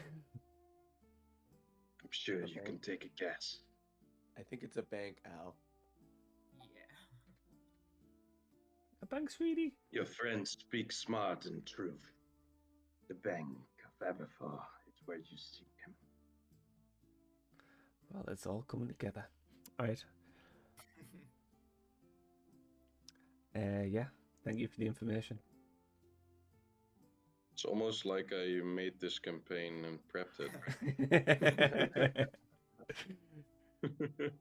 And all the pieces fall together. Uh-huh. I'll just. Not railroading per se, but you need some information, some motivation to get your players there. I'll bow to the Ifriti and I will walk away. Alrighty. He will sort of awkwardly nod his head, but still upside down, so it's sort of a reverse. You get the meaning. As he goes about hammering down on the anvil, whatever he's making. Yup, I'm going to go back to the gray one and go buy the sword. Sure. Oh, you're gonna buy the sword? Yeah. You've deliberated. Okay. Sure. Do you have the funds yourself in your inventory, or do you have to Yeah, I'll deduct it right now. Yeah. Okay, sure thing. As you walk back to him, what do you say? A weapon like this is too powerful not to take into the hells, and hopefully whatever solution. I mean, I guess I could learn to use two swords. But I think you've made a powerful weapon. And I see on the side of the sword here it says +3 sun sword. Very impressive. I don't know if is a sun sword normally like +1 or +2? +2. Nice. So it would be just a +2. Okay. Right. And I'll thank him again for his soul coin gift and walk off. Sure. Does he go to Lukka and say, "I sold it. I'm sorry." Yeah. Yeah. I did it. Also, we're not talking about the sun sword, right? We're talking about some blade. I believe so. Oh, Some blade. Or have I been?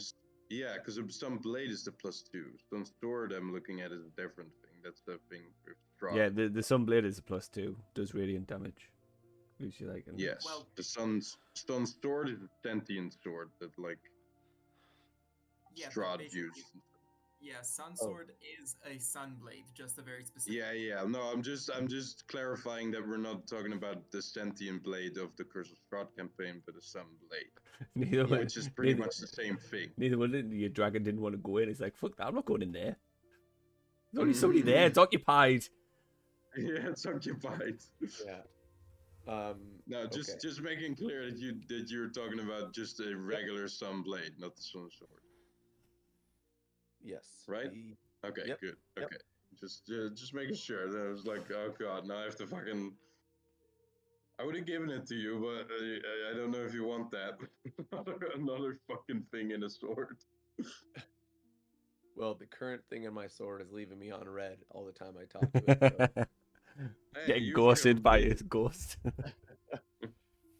You know, I have to with multiple like things here. Not only you, but some other higher beings that other players are trying Oh to yeah, contact. trust me, I know what it feels like being left on red. Yeah, I My have to own god build it won't up even fucking throughout the speak to me. campaign. If you guys are already on like a, you know, like a buddy or like a level here with all your higher powers, then it's what the fuck am I gonna do for the rest of the? And they were all happy and got along. The end. Yeah. Well, Okay. well, you know, you gotta build that up a little bit. Yeah, no, but okay, yeah. So Sunblade, there you go. Yeah. You got it. All right. Okay. So now I'll add it into the journal and to the weapons and stuff. Okay. After the session. Yep. Okay. All right. Anything else from the Gray One, Aslan, Ashfang, or the Free T? Yeah, I'm so fun. So fun that you didn't even ask his name. You were just like, "Hey, what's the Black Razor?" On the way out, can I say, has anyone ever had carnal relations with a dwarf in the Hammerfist holds? Because I have a friend who's looking for their dad, and he's an Afridi, I think. Look, we did daddy issues. That was campaign 2. We don't need to carry on.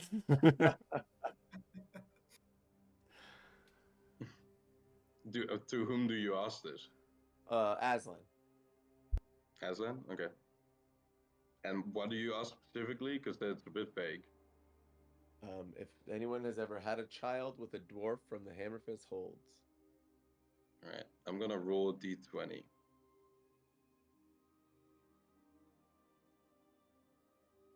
I'll roll it to myself here. Okay. Aslan will kind of raise a fiery eyebrow and say to you, "That is quite interesting. An Ifriti having a child with a dwarf.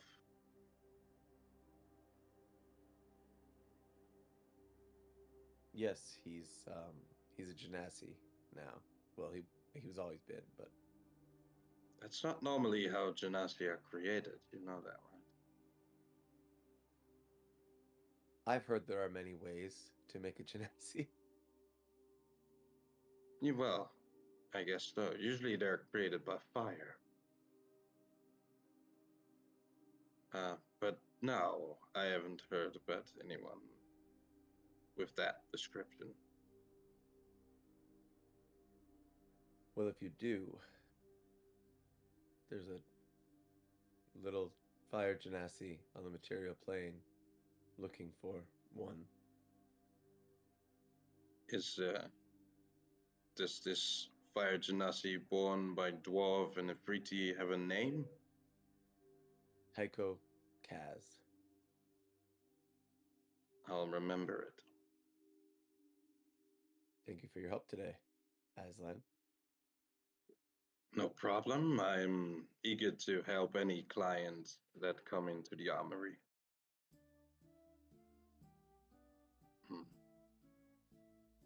I wish you a good journey onto wherever you're going. But seeing as you bought some sort from the Grey One, I'm wishing you an even better journey than I normally would. I wish you a good business and good forging. Are there any places to get magical items here other than weapons? Everywhere. That's But, really helpful. I would go to the markets ward. All right. There's always everything to get there. Well, not everything, but almost everything. All right. Happy forging. Goodbye. Bye. You guys walk outside the armory. You're standing on the empty streets of the Ladies' War again. What are you guys going to do? Before we do, Yep. just a quick check if there is any like a maul or a hammer that might be interesting to. Yes. I someone. almost forgot. My bad. Why are you shopping for question Crusher? from- Ew. I'm not. I'm just saying he wants to shop and he can talk, so.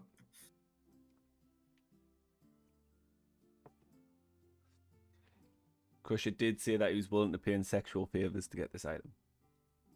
Of course, as always. I'll say that there is some infernal iron that you can probably buy. Infernal iron is up to infernal iron is a tricky thing because it is like obtained here. You can buy it, but things being made of infernal iron is usually very much looked down upon and pretty much always a taboo. If it's not all like devil occupied, then it's usually a thing that doesn't happen, even within the armory. So the material's there, only there's no weapons of it at the moment. But you can buy that, Alex, if you want. Let me know. If you're, is he still listening? Yeah, he's still listening. Alex has 1 gold.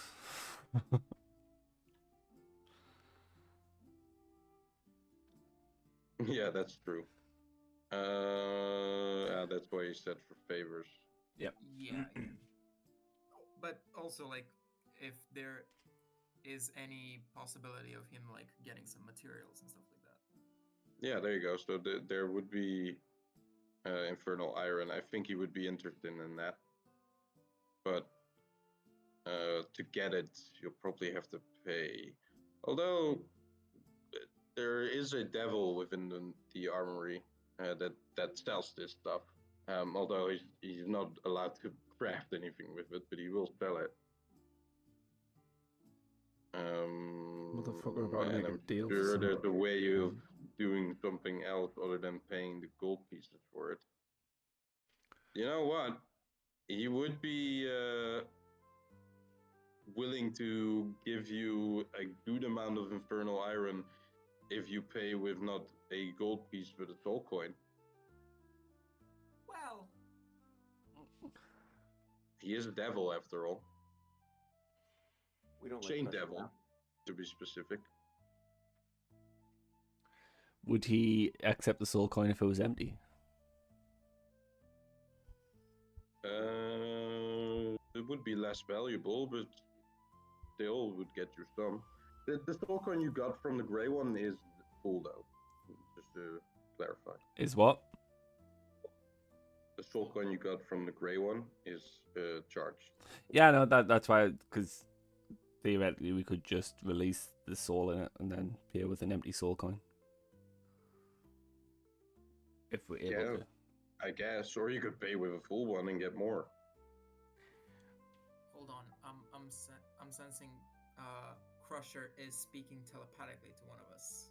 I think his message is right through. Just any second. Almost. Just turn the antenna to the left a little bit, Crusher. Not quite getting a signal yet. Damn, Phoenix really couldn't play a long session here, right? Yeah. It's alright. Boo. Boo, Phoenix. Boo. Okay, he doesn't need materials. He's just looking for cool magical maul. Oh god. Alright, we're not gonna read that last part. No, let's read it. So Crusher is willing to provide favors, sexual or otherwise. Okay. It's your stream.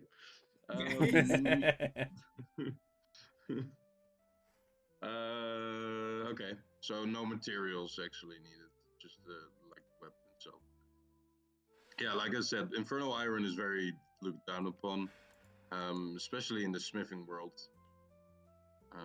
It has some properties normally when you create a weapon out of it that is, let's just say, not very likable to most creatures. But yeah, there's only material, like there's only the material of infernal iron here, not the actual weapons. How long by has that reason. How long has it been since we left Grundupham? Well, traveling here would have taken you a good few minutes, and then spending the time you have right now, I would say maybe like an hour, 1.5 hours, something like that. We've still got time to kill. Reaching maybe 2, going towards the 2. So where next? So you still have like, if you're going on this pace with encounters, then you still have 2 encounters left. If you want to do it like that. I challenge Ios to a duel.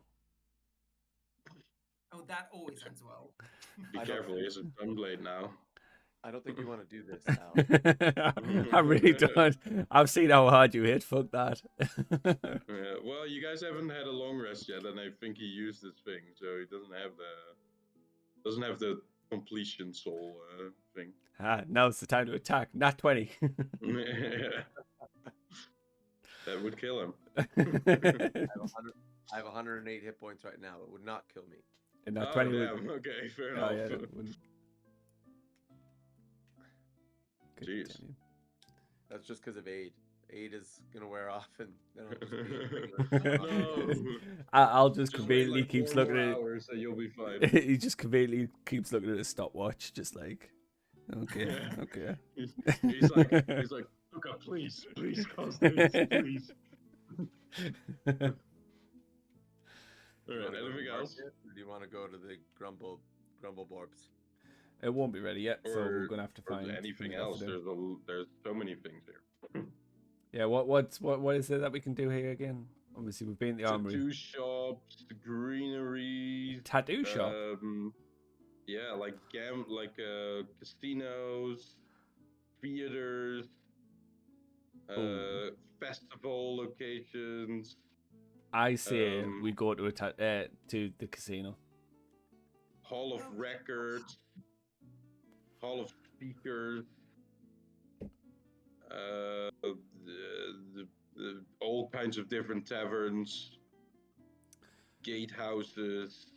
Now, like scrolling through the different options here. Given the name of Hall of Records, would that consist of records of devils? Hall of Records houses all kinds of records. But it is also, I'll just strap you a little bit of what it is. Once a thriving college, the Hall of Records was foreclosed on for a slightly overdue debt to the Faded centuries ago. The Faded, which is like a faction here, repurposed the building as its headquarters. The campus consists out of 6 stately towers, originally 7, but the library was sold and walled off. And a sprawling network of underground archives linked to each other of the Academy's founding structure. So it's like a school as well as an archive. I say we go with the records. That's my vote. I also want to say that there is a Tower of Sorcery and let's see, there's the Grease Pit. It's like a street food like market, which is fun. The Morgue, Parkus Pest, which is like a whole like section of the hive ward that is like owned by cranium rats, which are like these rats that have like a hive mind kind of thing. Smoldering Corpse Bar. You guys have been there. Yeah, all kinds of different things.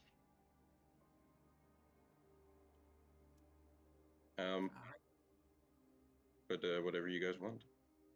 Well, I'd be interested in the Tower of Sorcery and the library. That's for me. Sure. records for me. I think it would be wise to try and find records of those that we seek. Just get a better understanding. I'll go to the Tower of Sorcery as well, I think. That'd be interesting. Alright. We can split up if you guys want. Yeah, nothing ever bad happens then. Yeah, are we sure we want to do this in Sigil of all places? How about we just make a few stops? Yeah, that's fair as well. Yeah. All right. The Tower of Sorcerers is in the Clerk's Ward. So if you guys want to go there, also the Hall of Records is there as well. Oh, sweet. Nice. Well, we'll Both travel things there are- together, and then we can split as and when's They needed. share a lobby in one building? I love it. Let's go. No, they don't. No, they are separate buildings, but they are both in the Clerk's Ward. So there you go. Which you'll first have to go through the lower wards. I'm thinking. No, the Clerk's Ward is bordering the ladies' ward, so that's good. There you go. Nice. All right. With the guidance of your toot, you'll be able to make your way towards the Clerk's Ward. As you replace the kind of empty, long streets of the ladies' ward, before you get to the Hall of Records, which is the closer by thing afterwards, the Tower of Sorcery, you will encounter something that will be a very rare and uncommon sighting. Is it a black So we'll razor just describe lying it. in the street? Yeah, the black razor lying in the gutter. Oh, piece of candy. No, but I'll describe what you guys will experience here as you walk kind of between the border of the Lady Ward and the Clerk's Ward. You've just entered the Clerk's Ward as this happens. The air grows hushed as a figure drifts through the street. Her bladed shadow gliding across walls and cobblestones without a sound. Onlookers avert their eyes, following instinctively and in silence. The very city around the figure seems to hold its breath. And without a word or glance passes, an untouchable force in both the guardian and enigma of Sigil. The Lady of Pain appears. And I will send a picture in the Discord. As I don't have it yet on Roll20. I should have gotten it, but that's my bad.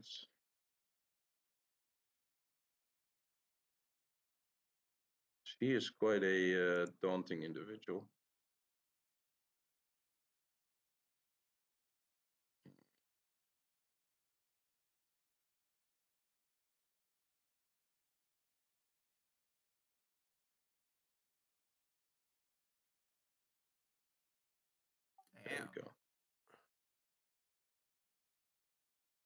And I think because we have Alex that is unpresent, as well as Phoenix that left, I think this is a good spot to call it here.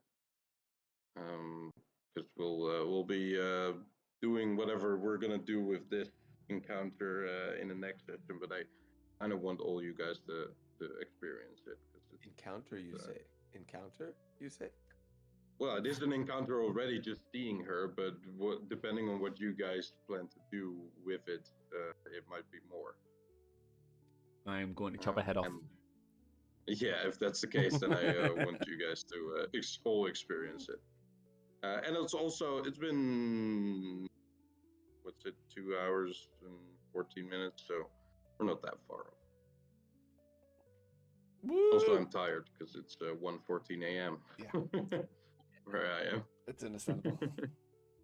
Yeah. Very But I hope you guys enjoyed the session, wherever watching as well. It's a little bit shorter, like I said, but that's, those have to happen. A little bit, mostly just roleplay, which is a nice contrast to last session, which was all like combat.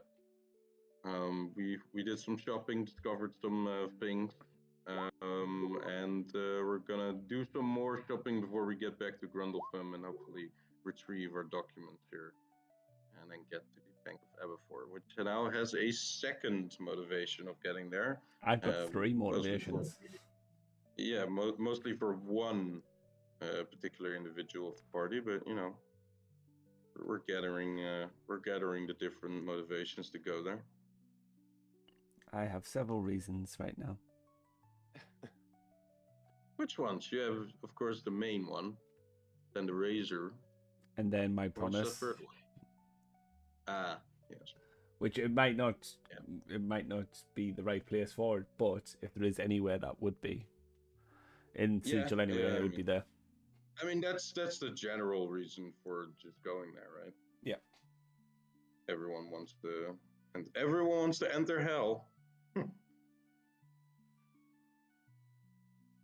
Bella greatly disapproves. Yeah. All right. Thanks, guys, for playing. We didn't. Yeah, like we said, we had more of a role play version here, but it was a bit chiller than the previous few sessions, which I like. It's good to mix it up like that. Yeah, I think so too. I like that. All right. Well, later, guys. I'm gonna I think order some late night snack. Dude, it's crazy. Bali is insane.